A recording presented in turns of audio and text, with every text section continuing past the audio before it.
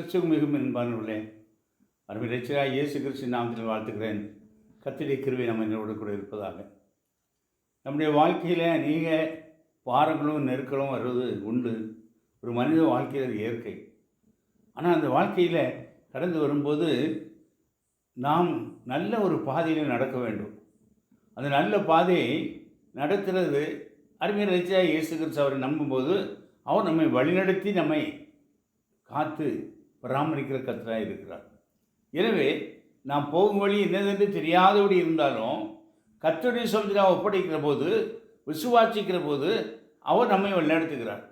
ஏசாயா தீர்க்கதரிசி புத்தகம் 42ஆம் அதிகாரம் 16ஆம் வசனம் சொல்கிறது, குருடரை அவர்கள் அறியாத வழியிலே நடத்தி அவர்களுக்கு தெரியாத பாதைகளிலே அவர்களை அழைத்து கொண்டு வந்து அவர்களுக்கு முன்பாக இருளை வெளிச்சமும் கோணலை செவ்வையும் ஆக்குவேன்.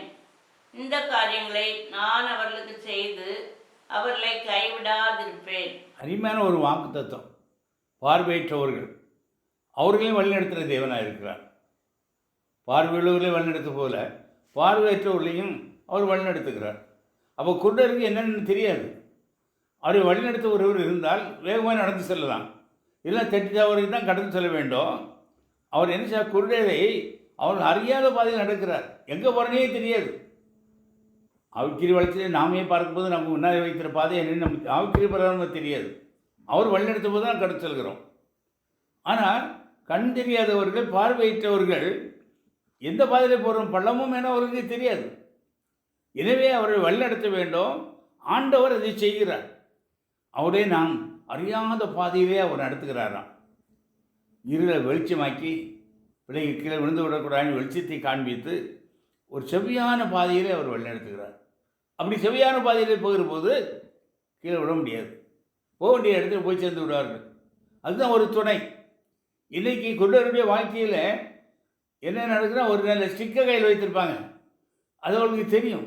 அது வைத்து தட்டி தட்டி அவர்கள் மேடு பள்ளத்தை அறிந்து போகிறதெல்லாம் பார்க்கிறோம். அப்பேற்பட்ட காரியங்கள் இன்னைக்கு அதிக காரியத்தை கற்று செய்கிறார். பல வருடத்துக்கு முன்னால் நடந்த ஒரு சின்ன நிகழ்ச்சி. ஒரு நண்பர் சென்னைக்கு கடன் செல்கிறார். அவர் போதும் என்னென்னா, அவர் வாழ்க்கையே முடிந்து விட்டது, என் ஒன்றும் இல்லை, ஒரே மாற்றிக்கொள்ள வேண்டும் என்று சொல்லி அவர் சென்னைக்கு போகிறார். போகிறவங்க சவுதியை பார்த்து விட்டு, அதே ஆண்டுகளுக்கு முன் நடந்த ஒரு உண்மையான சம்பவம். அவனை பார்த்து விட்டு அந்த ரயிலில் தடவாளத்தில் வந்து செத்து விட வேண்டும் சொல்லுகிறார். அவர் போகிற போது ரயிலில் ரொம்ப இறங்கி அங்கே சத்தம் நம்ம கேட்குற போது அவர் அருகாமையில் டக் டக்குன்னே ஒரு சத்தம் கேட்டதான். என்ன என்று திரும்பி பார்க்கிற போது அங்கே அந்த பிளாட்ஃபார்ம் இருந்த ஒரு குருடர் அவரை தட்டி பார்த்து அப்படியே அந்த பாதையில் கை இந்த கம்பை வைத்து அந்த ட்ரெயின் சத்தத்தை கேட்டு அது வருவதுக்கு முன்னால் அந்த தடவாளத்தை கடந்து விட்டாராம்.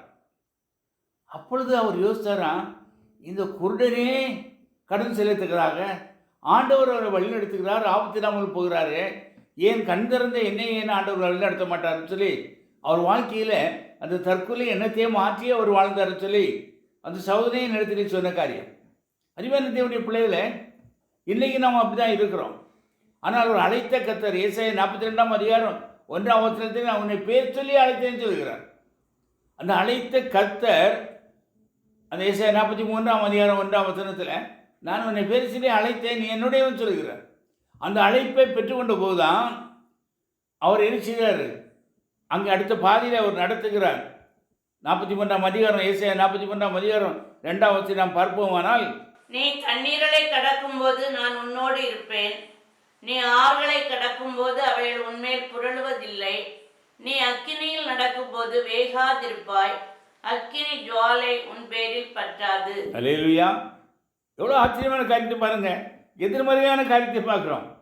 தண்ணியில் கடக்கும்போது இழுத்து கொண்டு போய்விடும், ஆனால் அதை ஒன்றும் செய்யாது என்று சொல்லி.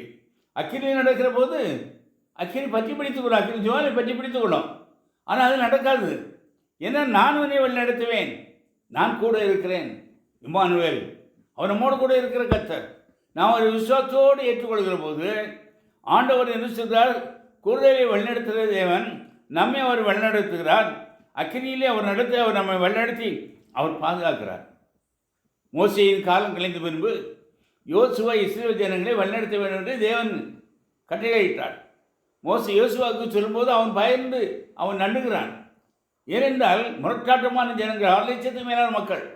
மோசே என்ன பாடுபட்டாரு, நான் இவர்களை சொல்ல முடியும் என்று சொல்லி. ஆனால் ஆண்டவர் சொல்லுகிறாரு, எப்பா நீ கடந்து போ, உன்னை நான் வழியை நடத்துவேன், நான் மோசையோடு இருந்த போல உன்னோட கூட இருப்பேன். அது பொருள் என்ன, மோசையை நான் வழி நடத்தினது போல அவனோடு கூட இருந்து வழி நடத்தி கானான் தேசத்துக்கு வருவதற்கு வனாந்திரத்தில் அவன் கடத்தி வந்தது போல இந்த காற்றை கடந்து நீ அங்கே தேசத்துக்கு கானான் தேசத்தை போகிறதுக்காக நான் உன்னை வழிநடத்துவேன்னு சொல்கிறார்.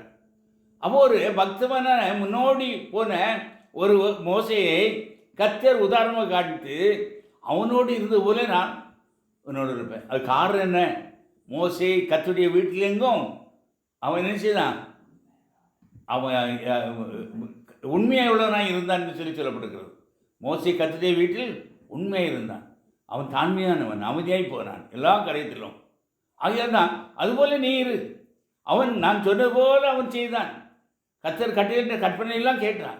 அதுபோல் தான் அவர் சொல்லுகிறாரு, நான் உன்னோட கூட இருப்பேன். யோசுவாவுக்கு சொல்கிறாரு, அவனோட இது போல் உன்னோட கூட இருப்பேன், என் கற்பனைகளாம் கைக்கொள், நான் உன்னை வழி நடத்துவேன், நீ கானான் தேசத்தை சொந்தத்துக் கொள்வாய்.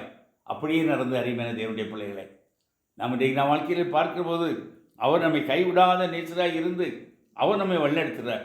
ஏசாயா 26:3 சொல்கிறது, உம்மை உறுதியாய் பற்றி கொண்ட மனதை உடையவன் உம்மையே நம்பியிருக்கிறபடியால் நீர் அவனை பூரண சமாதானத்துடன் காத்துக்கொள்வீர்.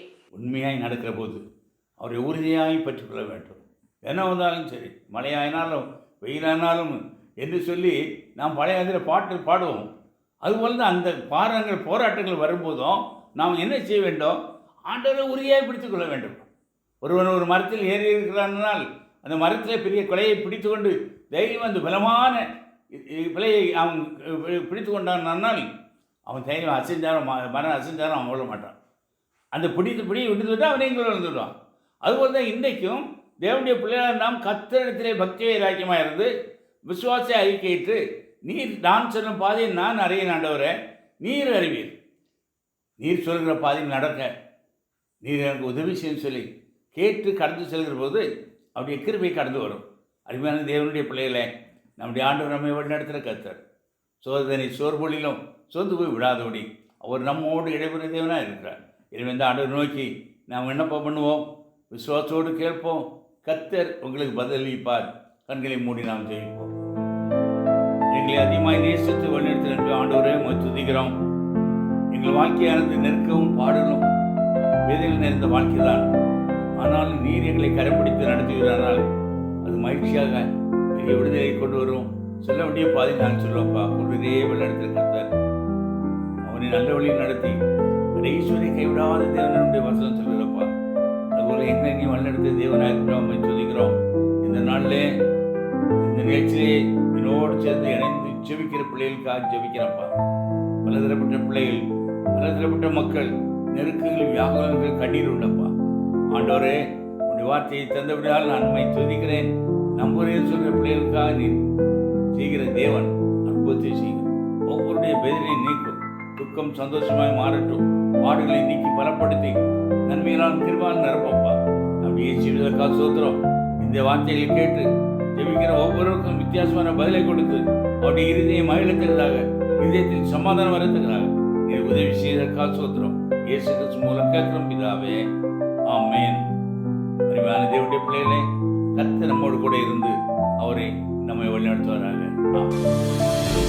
ஜெப தேவைகளுக்கும் தொடர்புக்கும் சகோதரர் ஒய்பி தேவதாஸ், யெகோவா ஷாலோம், பெரிய விளை, கொட்டாரம் போஸ்ட் 629703.